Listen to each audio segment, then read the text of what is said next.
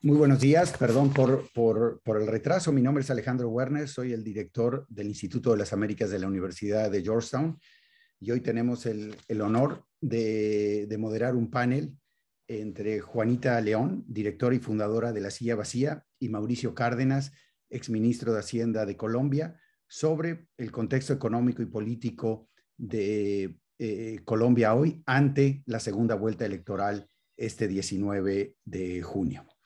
Juanita León es la directora y fundadora de La Silla Vacía, uno de los portales de investigación periodística más influyentes de Colombia. Abogada y autora de varios libros, entre los que destaca País de Balas sobre la guerra en Colombia. Recientemente ganó el premio iberoamericano García Márquez por su cobertura del proceso de paz, habiendo trabajado en la división de Américas del Wall Street Journal. Regresó a Colombia para trabajar en el periódico nacional El Tiempo como editor de la Unidad de Paz, cubriendo el proceso de paz con las FARC. En la revista Semana, León fue editor de reportajes y en 2006 ayudó a crear la edición diaria de semana.com y también el lanzamiento de la revista y portal Flip Media en Nueva York. Juanita tiene un máster en periodismo por la Universidad de Columbia y fue becario Nieman en la Universidad de Harvard. Mauricio Cárdenas es miembro distinguido, no residente del Centro para Desarrollo Global aquí en Washington. Fue ministro de Finanzas y Crédito Público de Colombia de 2012 a 2018 y actualmente es investigador senior visitante en el Centro de Política Energética Global y profesor visitante, las dos appointments en la Universidad de Columbia. También dirigió el Departamento de Planificación, fue ministro de Transporte y de Desarrollo Económico. Ha sido presidente de las juntas de gobernadores del Banco Mundial y del Fondo Monetario Internacional y vicepresidente y luego presidente del Grupo Intergubernamental de los 24. También director de FEDesarrollo, uno de los think tanks más importantes de la región y miembro principal de la institución Brookings, siendo el director de la Iniciativa para América Latina. Es doctor en Economía por la Universidad de California, Berkeley, y tiene un máster en la Universidad de los Andes. Este webinar está siendo grabado y el video subtitulado y se publicará en la página del evento de sitios del instituto en la Universidad de Georgetown. En los últimos 15 minutos vamos a tener un espacio para preguntas del público, así que a través de la función de Q&A me pueden ir haciendo las preguntas y yo se las haré a los participantes, a Juanita y a Mauricio, en los últimos 15 minutos. Tenemos traducción simultánea a través, digamos, de la señal de interpretación para aquellos que deseen oírlo en inglés. Y los invitamos a que se unan a nuestra lista de contactos y nos sigan en las redes sociales. Pueden encontrar la información en el chat de este webinar y nuestro Twitter handle es @GUAmericas. Bueno, empezamos y bueno, para arrancar, Juanita, de nuevo, muchísimas gracias por aceptar la invitación. Es un honor para mí estar contigo y con Mauricio y aprender sobre sus perspectivas, no solo sobre la elección en Colombia, pero también sobre los retos para la economía, el sistema político y la sociedad colombiana en los próximos 4 años. ¿Cuáles crees, Juanita, que son los principales factores y el contexto en el que se explican estos resultados electorales de la primera vuelta, digamos, tan atípicos y, digamos, con una expresión antisistema tan importante? ¿Cómo estás viendo la distribución de probabilidades para los resultados electorales del domingo? ¿Y qué posibilidades ves sobre posibles conflictos postelectorales, no reconocimiento del resultado electoral y obviamente algún problema de inestabilidad social asociado al resultado del domingo? Bueno, Alejandro, primero, muchas gracias por esta invitación. Muy chévere estar aquí con ustedes y con Mauricio.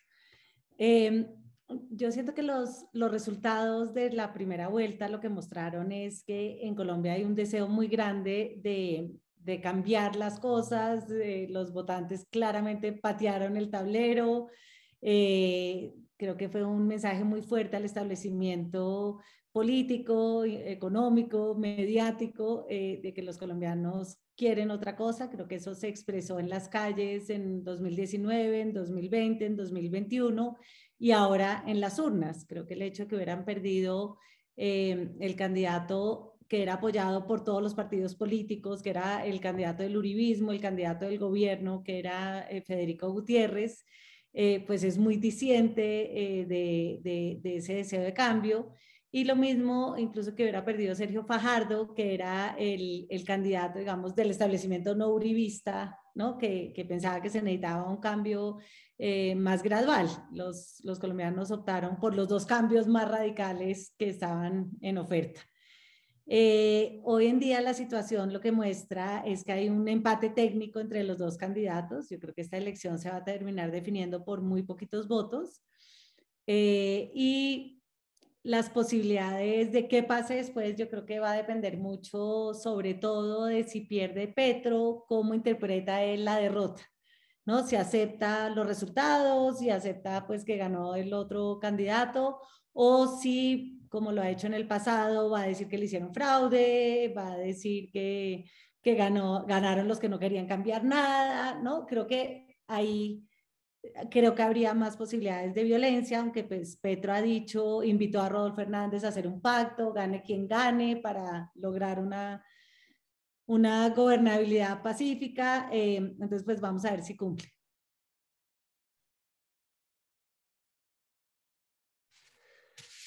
Muchas gracias, Juanita. Mauricio, un poco pensando, digamos, en cuáles son los factores económicos detrás de la polarización política y social que se ha estado viendo en Colombia. La parte política, obviamente, como nos comentaba Juanita, un resultado muy claro de una señal antisistema, anti-establishment, y en la parte social, obviamente, si nos vamos hacia los años previos a la pandemia, obviamente un descontento social importante en Colombia. ¿Cuáles son los factores tú crees que están detrás de estos movimientos y un poco cuál es el estado actual de la economía colombiana bueno, un poco qué heredará en términos económicos el próximo gobierno? Bueno, Alejandro, primero muchas gracias por la invitación, muy complacido de estar aquí con Juanita, compartiendo un nuevo escenario para hablar de este tema que nos ha tenido ocupados a todos los colombianos ya durante más de 2 años. O sea que estas son unas elecciones largas que posiblemente no van a terminar el próximo domingo porque precisamente, como dice Juanita, al estar tan estrecho el margen de diferencia entre los dos candidatos, pues hay un ambiente que puede ser propicio para que surja la controversia, el reconteo, las denuncias de fraude, etcétera. Entonces, puede ser que en 8 días no haya terminado la campaña propiamente dicha y no tengamos ya definido y despejado el panorama político en el sentido de quién va a ser el próximo presidente. De manera que ahí hay un primer elemento que hay que tener en cuenta porque esta es una elección muy distinta.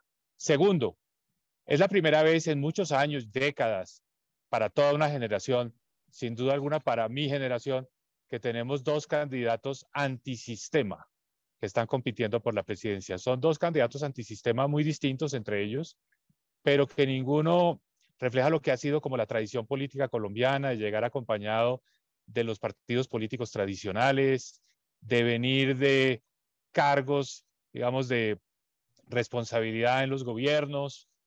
Son 2 personas que han hecho sus carreras en la política local, en el sentido ejecutivo, alcalde de Bogotá uno, alcalde de Bucaramanga el otro.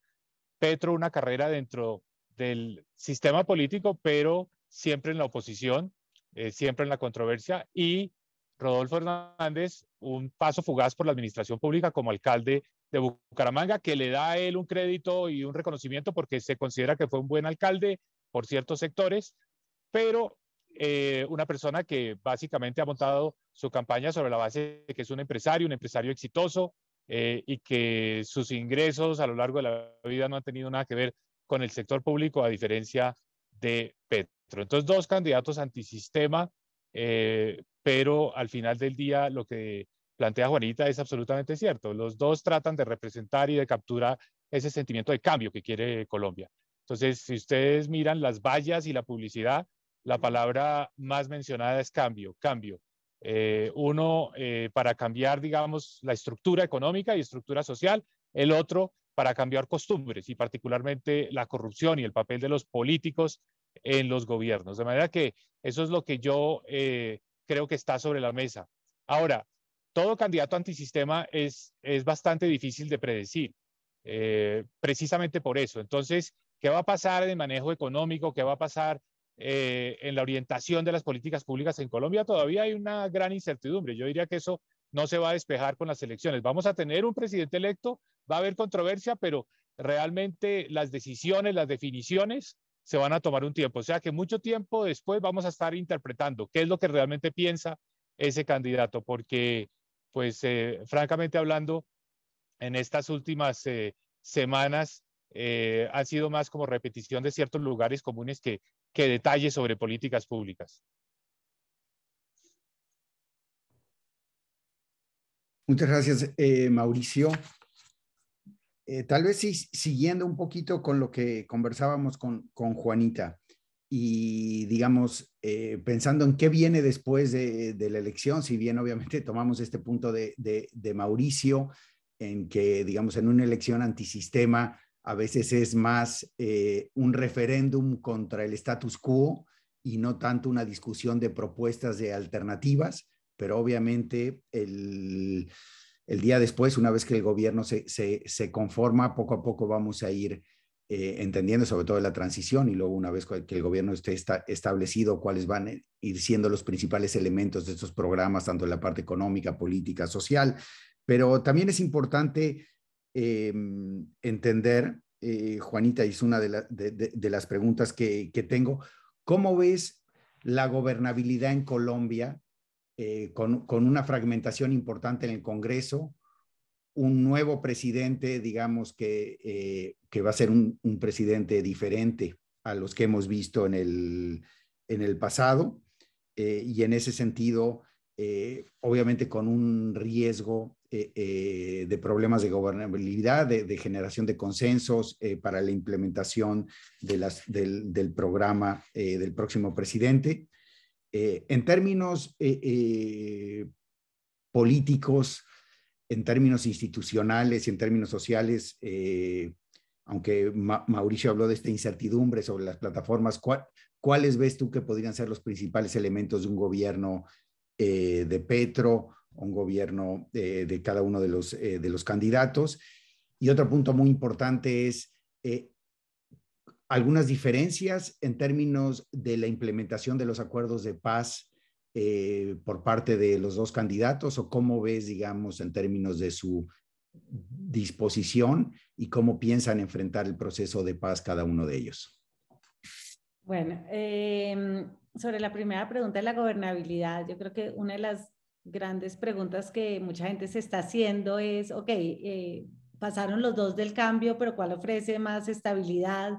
Si es que alguno ofrece estabilidad, porque lo que muestran sus trayectorias es que son personas en muchos sentidos muy poco institucionales, ¿no? Desde Petro, que ha cuestionado durante 10 años el sistema electoral y ha dicho que le van a hacer fraude, Rodolfo Hernández, o sea, desde que está acusado penalmente por un caso de corrupción hasta que ha dejado tirado su cargo como alcalde, su cargo como concejal, que ha tenido declaraciones pues muy desafortunadas contra las instituciones. Ambos han dicho que gobernarían con estados de excepción. Entonces, son realmente dos personas que siembran muchas dudas sobre cuál es su compromiso con las instituciones y pues por algo son candidatos antisistema. Ahora, en términos de su relación con el Congreso, pues ninguno de los dos comenzaría con mayorías en el Congreso. Creo que a Petro le quedaría más fácil armar esas mayorías porque de hecho él ya ha venido haciendo como una coalición y metiendo en su coalición a varios políticos tradicionales, y Petro es una persona mucho más transaccional, entonces seguramente él tendrá la capacidad de armar una coalición un poquito más grande, porque Rodolfo pues es que no tiene nada, tiene 2 representantes en la Cámara nomás, y toda la política de Rodolfo es contra la clase política. Entonces ahí se va a dar una lucha muy grande en términos de él atacando a la clase política todos los días, porque esa es su promesa, y por otro lado, el caso penal que hay contra él pasa a manos de la Comisión de Acusaciones de la Cámara, entonces básicamente el Congreso lo podría sacar en 6 meses si deciden avanzar esa investigación. Entonces también el Congreso tiene un arma con que defenderse muy grande. Por el lado de Petro, creo que los problemas de gobernabilidad están dados en que Petro, el cambio que Petro promete es un cambio en el modelo económico y en las relaciones de poder actuales. Digamos, él ve toda su programa es cómo cambian las relaciones de poder y cómo cambia profundamente el sistema de salud, el sistema de pensiones, la banca, la dependencia, el tema del petróleo. Y eso genera, obviamente, una cantidad de resistencias del poder en diferentes sectores que están representados en el Congreso. Entonces ahí también va a haber pues muchos choques, mucha fricción. Entonces yo auguro una relación con el Congreso muy complicada con ambos. Lo de Petro me parece que dado que sus reformas son más ambiciosas y tocan muchos más sectores de poder, pues auguro como una resistencia a muchos otros niveles, ¿no? Que con Rodolfo me parece que es más fácil unir al país contra los políticos, pero tendría esa resistencia en el Congreso, aunque él quiere pasar pocas leyes en el Congreso, pero el Congreso tiene un arma muy poderosa contra él. Y auguro una relación con la prensa fatal de ambos. Ambos han mostrado ser muy intolerantes frente a la prensa.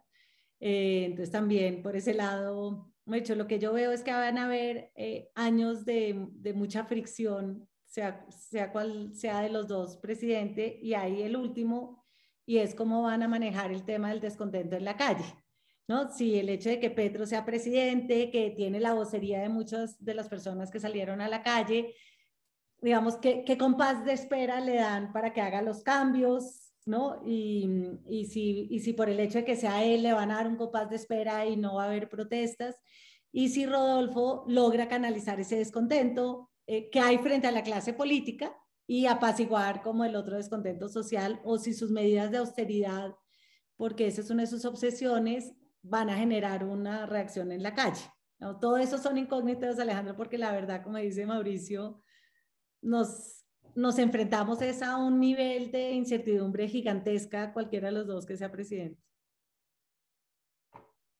Claro, muy interesante. Y una pregunta, porque sobre todo en estos procesos de segunda vuelta, Juanita, digamos, y viniendo de México, donde no tenemos segunda vuelta, estamos menos acostumbrados. De repente tenemos presidentes que en la primera vuelta tienen, digamos, alrededor de los 20 y picos de voto.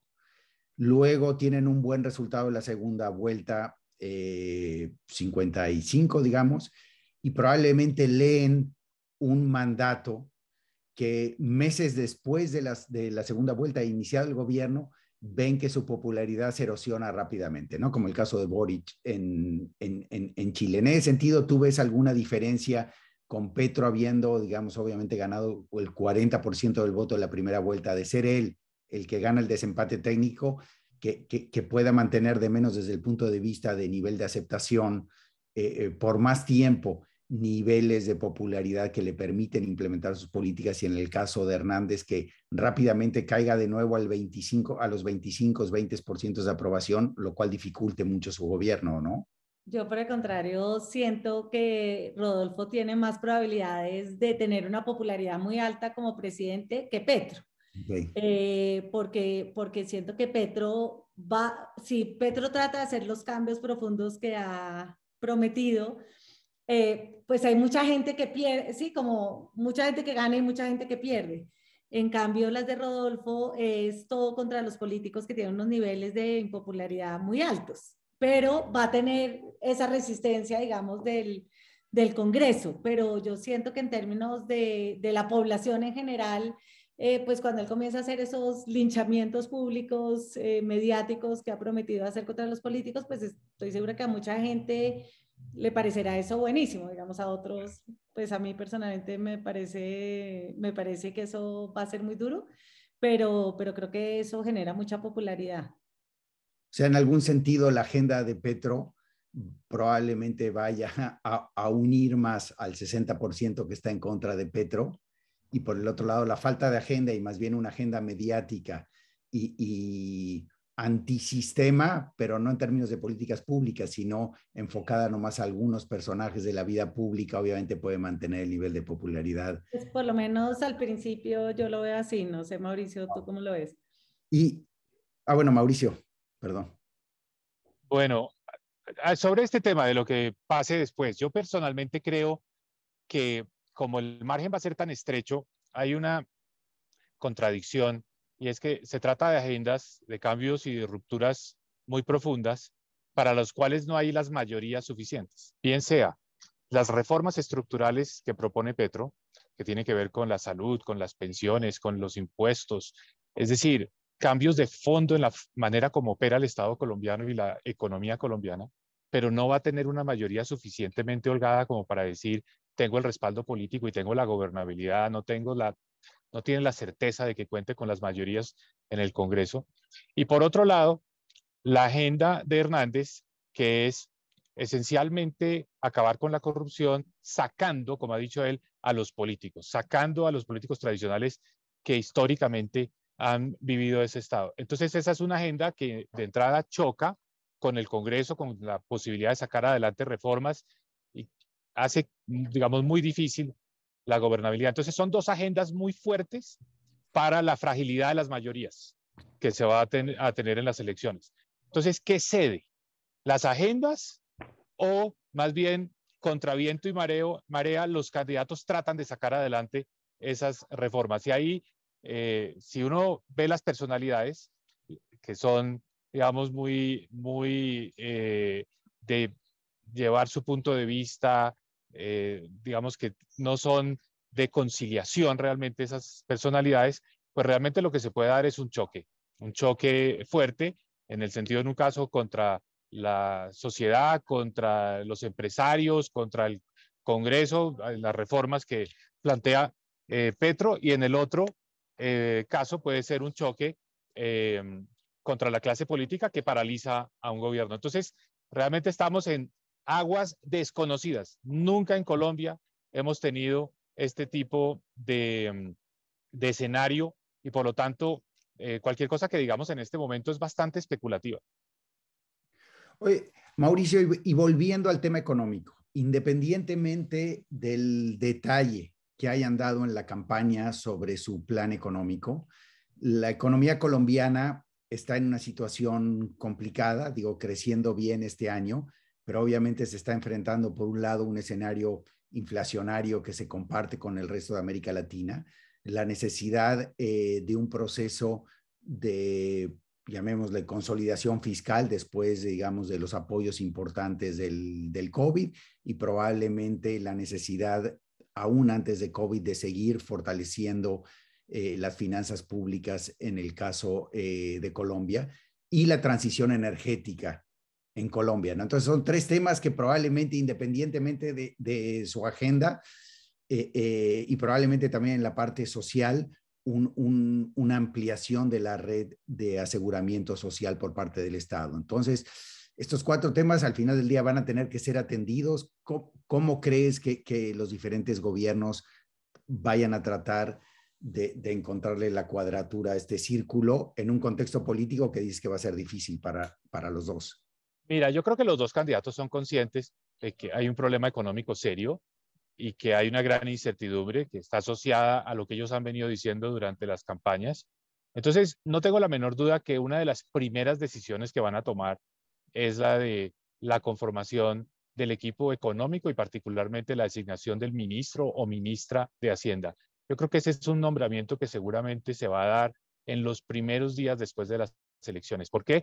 Porque van a tratar de calmar un poco las aguas, los mercados, generar cierta confianza, estabilidad con esa designación. Ya han empezado a ventilar nombres y los nombres van en esa dirección, de personas que no van a sorprender a los empresarios, que son personas que tienen una trayectoria, que tienen idoneidad, que tienen la formación. Entonces yo creo que eso es importante y esa va a ser, digamos, como una buena noticia en un primer momento. Pero los dos candidatos han ignorado por completo la realidad económica del momento. O sea, las campañas se han dedicado a hacer promesas de ajustes en términos tributarios, es decir, en un caso bajar el impuesto del IVA del 19% al 10%, en el caso de Hernández, en el caso de Petro está hablando de subir en 5 puntos del PIB la recaudación de impuestos con impuestos más progresivos.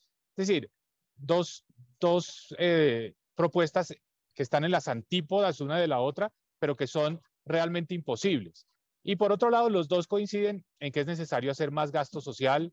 Se habla de una renta básica que pues algunos llaman universal, otros dicen que estará focalizada, pero que en el fondo lo que pasa es que va a costar más. Entonces, la gran pregunta es de todo eso que se ha venido diciendo en el lado de impuestos, en el lado de gastos, ¿qué es realidad y qué son eslóganes de campaña?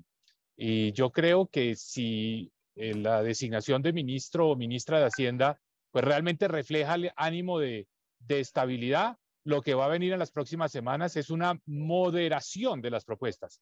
Es decir, van a decir, bueno, no se va a poder hacer todo lo que se había pensado, y el culpable, porque siempre tiene que aparecer un responsable de todo esto, es el gobierno saliente, porque entonces van a decir que la situación fiscal que encontraron es una situación mucho peor a la que se habían imaginado, a la que les habían contado, y que realmente no hay plata ni siquiera para terminar el año.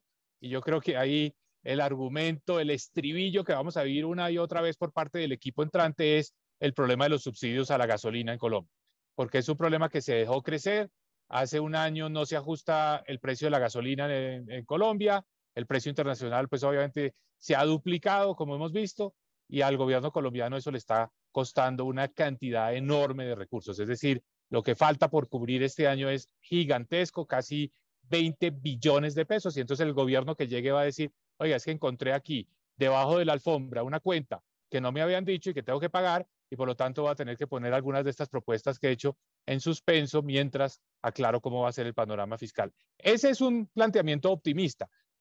Sí. Como estamos frente a candidatos antisistema, puede que los dos digan, no, eso ya es un problema de atrás, nosotros tenemos unos compromisos, tenemos que aumentar el gasto social, tenemos que bajar los impuestos en el caso de Hernández, y vamos a seguir para adelante, y que la economía y las finanzas públicas sean un problema futuro a resolver. Esto puede pasar con candidatos que no están dentro del marco institucional tradicional de Colombia. Es decir, que ellos digan, mire, este no es nuestro problema, nosotros nos eligieron para hacer un cambio, y si los que manejan las finanzas públicas dicen que no se puede, pues los vamos a cambiar, porque tenemos que hacer el cambio. Y yo diría que ese escenario no se puede subestimar.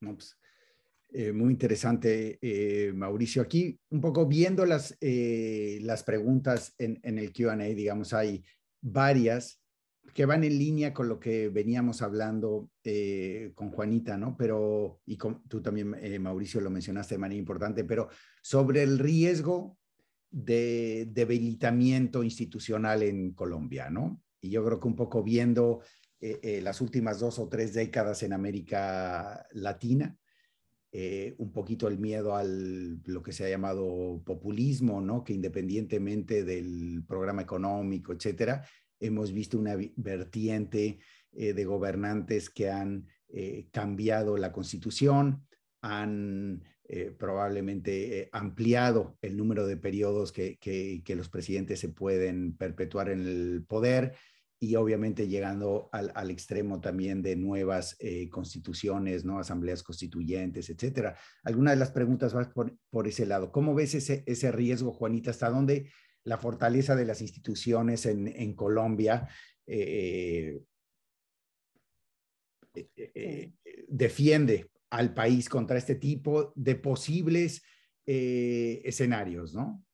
Sí, o sea, yo siento que hay un diseño institucional que evita como algunos de los miedos más grandes, pero creo que en todo caso las instituciones no son tan fuertes como para resistir cualquier embate. Entonces, lo de la Asamblea Constituyente en Colombia, si uno sigue la ley, es muy difícil convocar una Asamblea Constituyente. O sea, necesitas que sea aprobado por el Congreso con una mayoría altísima, después necesitas que la Corte Constitucional lo avale, y después necesitas que lo vote el 75% del censo electoral. Normalmente vota el 50% de la gente. Entonces, eso necesitas tener un nivel de apoyo popular gigantesco. Entonces lo de cambiar la constitución para quedarse, digamos, con una asamblea constituyente, lo veo difícil. Ahora, cambiar la reelección, pues ya lo hizo Uribe, ¿no? Santos logró sacar adelante el acuerdo de paz a pesar del voto del plebiscito. Entonces, yo siento que cambiar el periodo de reelección, pues es algo que eventualmente un presidente sí puede hacer. Ya convocar una asamblea constituyente, cambiar la estructura de la justicia, eso me parece más difícil. Lo mismo el miedo que mucha gente ha puesto de cerrar el Congreso, de que va a llegar un presidente y va a cerrar el Congreso, eso lo veo totalmente imposible, pues porque eso implicaría mandar a los militares a impedir que entren los congresistas al Capitolio, y ninguno de los dos me parece que sea militarista, ni tenga buenas relaciones con los militares, ni que los militares tengan una tradición golpista en Colombia, ni que haya, como en otros países, que el presidente lo pueda hacer pues por una vía más institucional. Aquí no lo veo. Creo que la Corte Constitucional es un control gigantesco, y el próximo presidente, aunque van a cambiar 6 magistrados, el próximo presidente solo pone 2 y en todo caso lo ratifica el Senado. El Banco de la República me parece que tiene una autonomía grande, el próximo presidente solo puede cambiar 2 y eventualmente el gerente a finales del 2024. Entonces, creo que hay como varios controles institucionales, pero en todo caso, sí creo que hay cosas que pueden hacer ellos que pueden ser muy desinstitucionalizadoras, ¿no? Me parece que el cambio a los fondos de pensiones de Petro puede ser una fuente de inestabilidad muy grande, y hay como una discusión de si eso lo controlaría la Corte Constitucional o el Consejo de Estado, que se demora años. Entonces, creo que si un presidente tiene esa plata de los fondos de pensiones, pues hay mucho que puede hacer, y armar mayorías más grandes en el Congreso. O sea, creo que eso es una fuente de inestabilidad, y creo que hay una fuente de inestabilidad con la ignorancia de Rodolfo Hernández, que puede ser compensada en parte si elige un buen gabinete, pero si no lo elige y hay situaciones muy graves que tienen que enfrentar a veces los presidentes, una persona que tenga tan pocas herramientas para enfrentarlo, pues también es una fuente de inestabilidad grande, me parece. Si te puedo hacer un comentario sobre este tema de los rieles, digamos, institucionales y de la posibilidad de cambiarlos. Adelante. Sí, yo diría que hay 2 grandes ejes que le restringen el margen de maniobra a un gobierno. En cualquier democracia, en teoría, sería el Congreso, ¿no? El legislativo.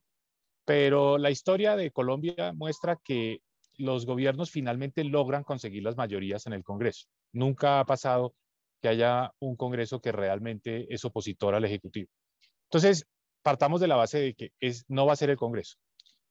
Quedan 2, que son la Corte Constitucional y la Junta Directiva del Banco de la República. La Junta en un elemento muy puntual y concreto, que es no entrar a financiar con emisión primaria el déficit fiscal. Entonces, yo creo que con la estructura actual, con los cambios que se puedan dar en los próximos 2 años, eso no va a modificarse. El Banco Central no va a entrar a ser el financiador del gobierno. Y la Corte Constitucional, que realmente es un actor muy importante, puede entrar en escena en cualquier momento en que se vea que alguna norma, y particularmente una ley aprobada en el Congreso, tiene vicios de inconstitucionalidad. Entonces yo diría que la Corte Constitucional debe ser el foco de esta conversación. Y ese digamos, elemento de independencia y autonomía de la Corte Constitucional, pues no va a cambiar, no va a cambiar a lo largo de este periodo. Entonces, yo diría que la pregunta es, ¿vamos a tener una Corte Constitucional un poco más activa que va a estar ejerciendo ese control? ¿Va, por ejemplo, a declarar algunas de las normas, como por ejemplo la reforma pensional, como algo inconstitucional? Yo diría que eso puede ocurrir y podemos empezar a ver, digamos, una mayor confrontación. Entonces, para seguir el ejemplo que menciona Juanita de la reforma pensional, que yo creo que está muy bien puesto sobre la mesa, porque creo que sería la primera reforma que presentaría un gobierno eventual de Petro. Esa es una reforma que busca mover el ahorro que se está haciendo en los fondos privados hacia un fondo público, hacia un sistema de prima media, pero que tiene el elemento colateral de que con esos recursos que pasan al fondo público, el gobierno tendría la intención de hacer nuevo gasto y particularmente un nuevo subsidio, que se ha hablado de medio salario mínimo que podría dar para 3 millones de hogares. Entonces ahí lo que habría es un elemento que le daría popularidad, le daría respaldo en la calle al gobierno. Y ese respaldo en la calle se puede utilizar más adelante para este tipo de reformas constitucionales o convocar una asamblea, en fin.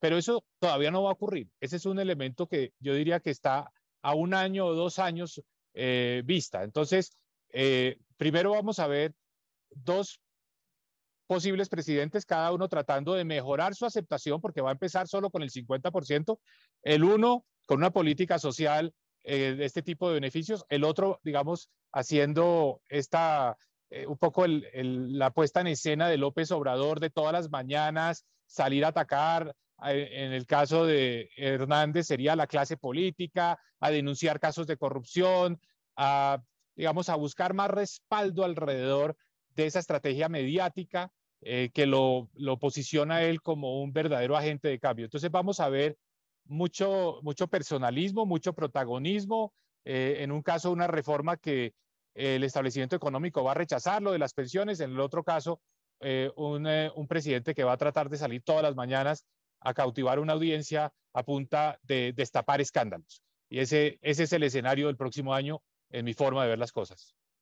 Oye, Mauricio, ¿y cómo ves a los mercados como elemento disciplinador en caso de que se trate de buscar un cambio en el modelo económico o un cambio bastante agresivo en el modelo económico? Bueno, esta campaña se ha dado en una especie de burbuja como si no estuviéramos en una economía mundial que está a puertas de una recesión, de un aumento fuertísimo en las tasas de interés en los Estados Unidos. Mañana mismo vamos a ver algo de eso. Que no se este debate colombiano no se está dando en el contexto de una economía global que tiene un problema serio con el precio de los alimentos. Digamos que estamos totalmente descontextualizados de esa realidad. Entonces, yo diría que en las próximas semanas va a haber el gobierno entrante va a tener que poner los pies sobre la tierra y va a decir, bueno, ¿cómo es la situación fiscal? ¿Cuál es la magnitud del déficit que hay que financiar? ¿Quién nos va a financiar ese déficit? ¿A qué costo? Y pues cualquier ministro de Hacienda sensato le va a decir, mire, aquí lo que hay es que bajar el déficit porque si lo seguimos aumentando, pues cada día nos va a costar más, va a ser más difícil financiarlo. Y eso empieza a significar pues pérdida de recursos para un gobierno. En vez de gastar en educación, tiene que gastar pagando intereses. Entonces, esa realidad creo que va a ser positiva para centrar un poco el debate en qué es lo posible, qué de todo lo que se ha dicho se puede hacer, pero todavía no estamos ahí. Estamos a semanas de que la situación económica, creo yo, que se convierta como, le dé un eje, una fuerza de gravedad a estos candidatos y al futuro eventual presidente electo. Gracias, Mauricio. Tal vez volviendo, Juanita, al tema de la elección, al tema de los votantes indecisos, al voto en blanco, el potencial voto en blanco. ¿Cuáles son los elementos más importantes que están, digamos, en la mente de aquellos votantes indecisos? ¿Y qué crees que puedan ser los elementos en los próximos 6 días que al final del día influyan sobre su decisión? Alejandro, la verdad que me parece que no hay estudios en ese momento para saber exactamente los indecisos, qué es lo que los vuelve indecisos. Te puedo decir cuáles son las estrategias de las campañas. Digamos, la campaña de Petro está tratando de conquistar el voto que votó por Rodolfo, exponiendo como su caso de corrupción de Vitalogy, que está tratando de llegarle a las mujeres con unas declaraciones machistas de Rodolfo. Inicialmente trató de mostrarlo como uribista, pero eso no cojó. Entonces está en el tema de mujeres y está en el tema de mostrarse como más institucional, ¿no? Creo que para un sector digamos, del centro, el tema de quién es más institucional o por lo menos menos riesgoso para la democracia es algo que define a algunos indecisos. Y por el lado de Rodolfo, me parece que él se ha ido, digamos, él era bastante poco crítico de Petro y más como de la gente alrededor de Petro, pero me parece que en los últimos días ha asumido un poco más esa retórica pura, como más, digamos, uribista de pintar que Petro es casi castrochavista, pues no usa esas palabras, pero pues ha dicho mucho que eso nos puede llevar a Venezuela, que no, porque creo que está tratando de consolidar ese 20% de gente que votó por Fico y que aún no se decide por él. Creo que digamos que la pugna está ahí en ese campo. Yo creo que el voto en blanco siempre parece ser importante antes de las votaciones y al final termina siendo poco significativo, aunque también es cierto que nunca una elección se ha definido por el 2% de los votos. Entonces ahí de pronto el voto en blanco. Ahorita yo veo mucha presión de todo lado para que los que van a votar en blanco no lo hagan. Yo iba a decir exactamente eso. Las encuestas están mostrando un voto en blanco muy grande, muy alto para nuestros estándares, 4 o 5%, que no es realista. Y probablemente lo que están pensando las dos campañas es que ahí se dirime el resultado de esta elección. ¿Cuántos de esos electores al final no votan en blanco, sino que votan por uno de los dos candidatos? Y los dos están usando la misma táctica, y es decir, un voto en blanco es darle el triunfo al opositor, porque nosotros necesitamos esos votos. Entonces, yo creo que esta semana lo que vamos a ver es mucha campaña para tratar de disuadir a la gente, que no es poca, porque la decisión no es fácil, y todo este aspecto de que no son opciones institucionales, ni son opciones, digamos, que generen estabilidad y que den ciertas, digamos, que le den tranquilidad a la gente, pues algunos de los electores van a tener que optar por entre los dos males el mal menor. Y es ese, yo creo que ahí es donde se va a dirimir esta elección. Muy interesante. Tal vez para aprovechar los últimos 10 minutos que tenemos y viendo un poquito el tono de las preguntas que nos están mandando, les pediría tal vez a cada uno de ustedes que hable sobre 3 temas y luego sobre, si quieren agregar un tema adicional sobre lo que están viendo que nos está llegando las preguntas, más que bienvenido, pero veo, digamos, varias preguntas sobre un tema que no hemos hablado, que es en términos de política exterior, ¿dónde ven las principales diferencias? ¿Cuál sería un poco la agenda de cada uno de estos candidatos en temas? Acabamos digamos, de ver la dificultad del diálogo regional y obviamente hemisférico saliendo de la Cumbre de las Américas, un poco cuál sería la posición de Colombia ante tensión regional y con cada uno de los candidatos. Otras preguntas, yo creo que están relacionadas un poco con... Si quieres, vamos contestando una a una porque a mí suele olvidárseme, si Ok, me haces está 3 preguntas, bien. la tercera ya no me acuerdo de la primera. ¿Sí te parece, Vale, Alejandro? adelante, sí, sí, sí. Bueno, yo la verdad siento que la gran diferencia entre Rodolfo y Petro en lo que tiene que ver con el exterior es que yo creo que Petro tiene unas pretensiones globales. ¿No? Yo creo que él quisiera jugar un liderazgo, digamos, ambiental del sur global y creo que él trataría de articularse con Boric, con AMLO, ¿no? Y tener un rol porque Petro es más mesiánico, es epopéyico, ¿no? Él realmente es bolivariano, o sea, él cree como en el continente. Me parece que Rodolfo es un empresario de provincia que va a estar mucho más orientado hacia la acción de solucionar problemas concretos y que creo que él realmente sabe muy poco del mundo y no me parece que tenga como mucho interés de conectarse como con corrientes globales de ningún tipo. Ahora, creo que él ha dicho que legalizaría la droga y eso pues de entrada nos pone en un tema con Estados Unidos pues importante. Eh, Petro ha dicho que replantearía muchos tratados de comercio exterior, que entonces eso entraría también en una contradicción con varios países que seguramente abogarían por sus inversionistas en esos campos. Mauricio.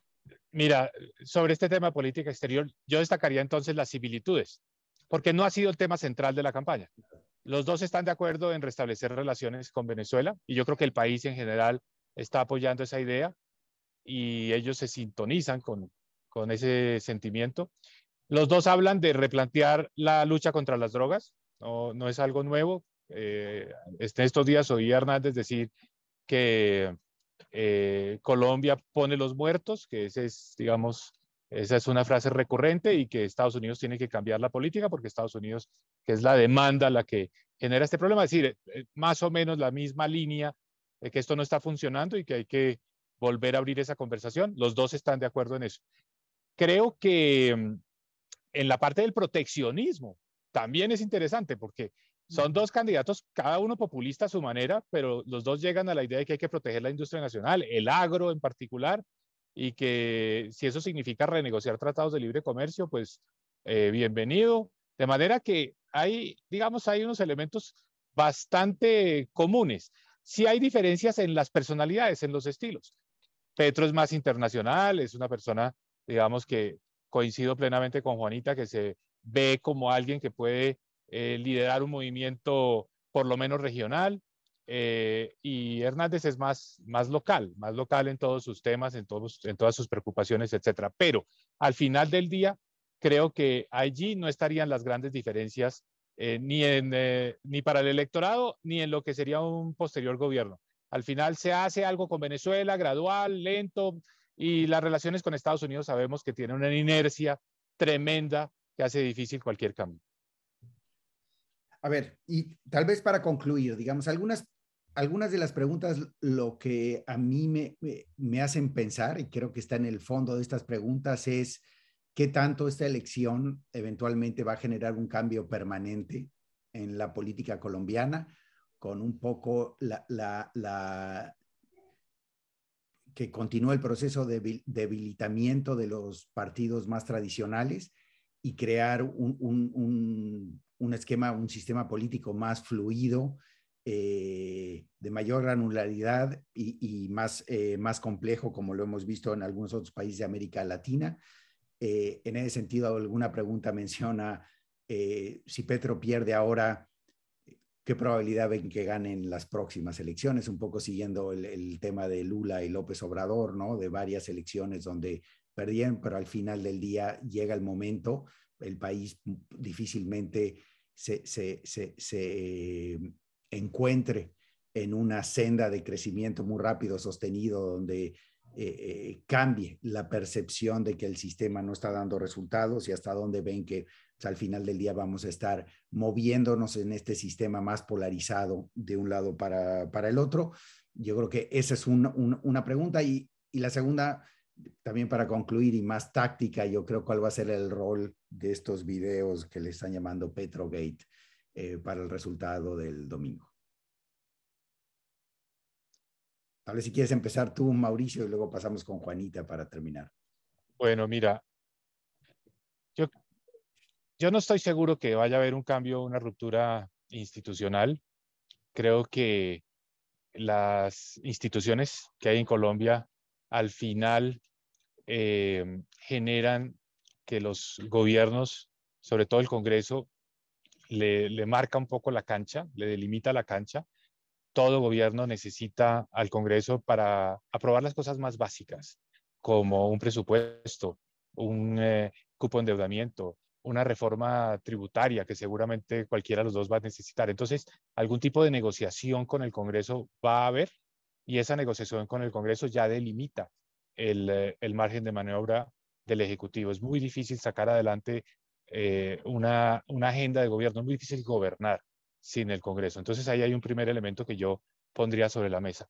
Dos, si Petro pierde, Petro va a jugar un papel muy importante, porque no solo va a reclamar tener el liderazgo y en eso va a tener cómo justificarlo y demostrarlo, asociado al respaldo del 50% del electorado, va a estar en el Senado, va a ser una contraparte muy activa que le va a restringir a un eventual gobierno de Hernández muchas opciones, porque siempre va a estar el temor de la calle, el temor de que el país vuelva a tener inestabilidad en ese sentido. Entonces, Petro será un jugador importante. Yo no sé si para llegar a una nueva elección presidencial en 4 años, eso no me atrevo a anticiparlo.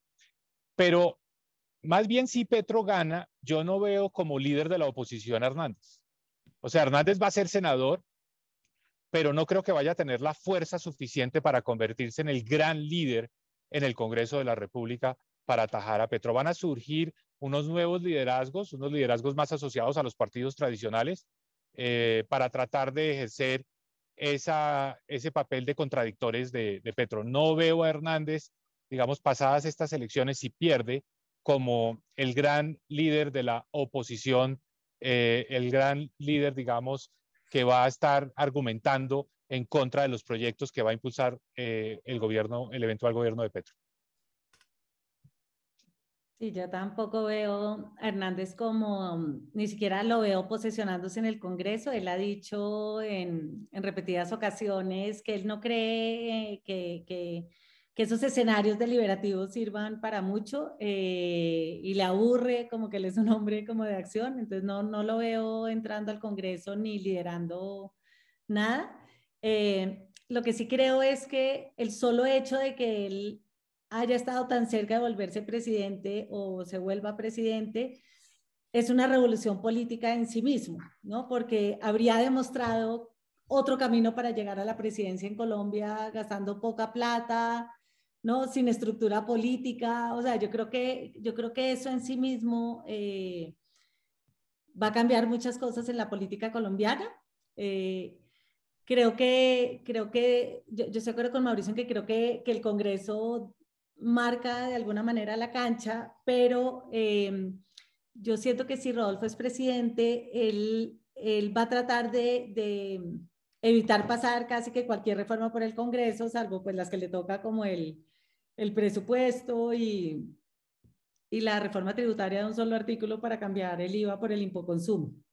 Y yo creo que él va a tratar de tener un liderazgo muy administrativo y no pasar reformas por el Congreso. Y creo que él va, digamos, él en Bucaramanga, que tampoco pasó, obviamente es diferente, pues una ciudad chiquita como Bucaramanga y Colombia, pero realmente los cambios de él fueron a nivel de crearle un gran desprestigio a la clase política, ¿no? Y yo creo que eso es a lo que él va a concentrar toda su energía, a sabiendas de que lo van a tumbar en 2 años. Y eso puede generar un recambio, digamos, dependiendo qué tan efectivo sea, un recambio político o simplemente una erosión de la poquita confianza que todavía se tiene en el Congreso. Y creo que de Petro, yo sí me imagino como las cosas siendo muy diferentes, Mauricio. Yo creo que la capacidad de destrucción, digamos, del sistema de pensiones, del sistema de salud, yo creo que eso Petro lo puede hacer relativamente rápido, y ni siquiera sin pasar por el Congreso.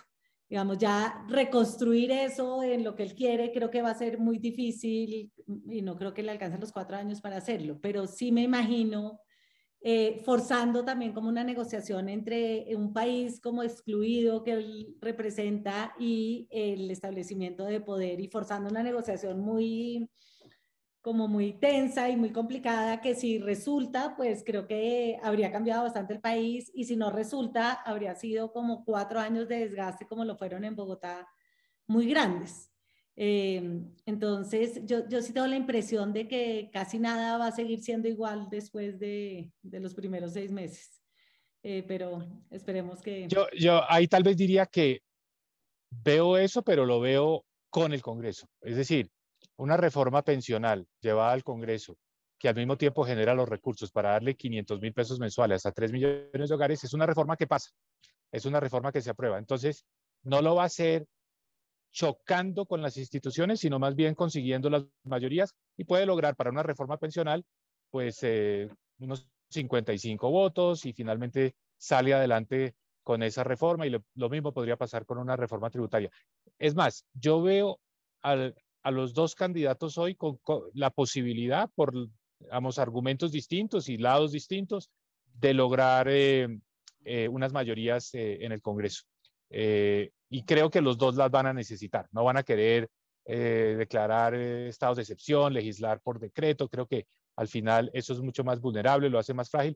Los dos van a tratar de buscar esas mayorías. Y los dos han tendido puentes con los congresistas, eso hay que decirlo, porque cada quien tiene respaldo de sectores en el Congreso, cualquiera de los dos ya se sabe que tiene parlamentarios actuales o exparlamentarios que todavía son activos alrededor de sus equipos. Entonces yo creo que ellos saben que al final se tienen que acercar a la clase política. Tal vez al que le queda un poco más difícil es Hernández, porque como su discurso ha estado basado en ese antagonismo, pues seguramente va a tener que recoger banderas y decir, bueno, hay algunos congresistas que no son tan malos al final del día. Probablemente va a acabar diciendo algo así.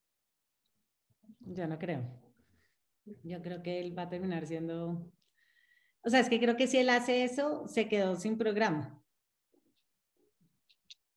Pero... Pues yo creo que con esa interrogante y yo creo con esa diferencia de opinión es buen momento para cerrar. Ya llegamos a la hora. La verdad les agradezco muchísimo a los dos por acompañarnos hoy. Quiero agradecerle también a todo el público que vino el día de hoy.